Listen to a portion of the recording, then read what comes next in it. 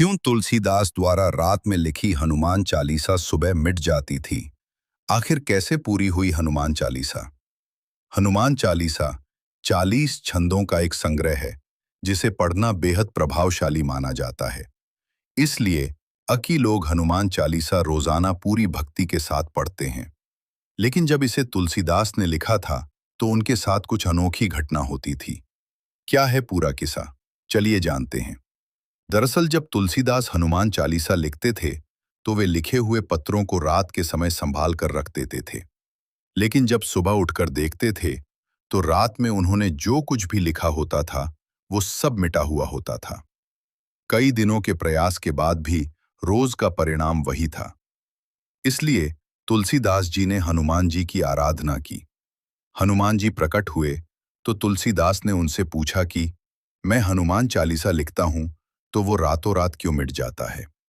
इस पर हनुमान जी ने तुलसीदास को जवाब दिया कि यदि प्रशंसा ही लिखनी है, तो मेरे प्रभु श्री राम की लिखो, मेरी नहीं।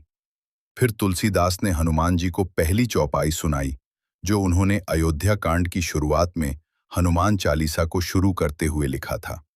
चौपाई इस प्रकार है।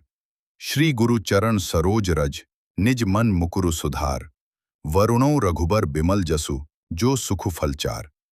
इस दोहे को सुनने के बाद हनुमान जी ने कहा कि मैं रघुवर नहीं हूं। इस पर तुलसीदास ने जवाब दिया कि आप और भगवान श्री राम एक ही प्रसाद प्राप्त करके अवतरित हुए हैं, इसलिए आप भी रघुवर हैं।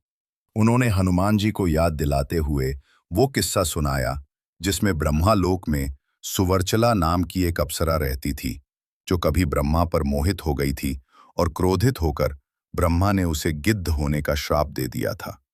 जब राजा दशरथ के पुत्र के यज्ञ में जो प्रसाद तीनों रानियों में बांटा गया था, उसका एक हिस्सा लेकर वो गिद्ध उड़ गई थी। उसी समय कहीं दूर माता अंजना भगवान शिव के सामने हाथ फैलाकर पुत्र की कामना कर रही थीं, और उन्हीं हाथों में उस गिद्ध ने वो प्रसाद गिरा दिया था। उस प्रसाद से प्रभु राम ने भी जन्म लिया, और माता अंजना के कोख से हनुमान जी ने भी। भगवान राम ने भी तो स्वयं आपको अपना भाई कहा है।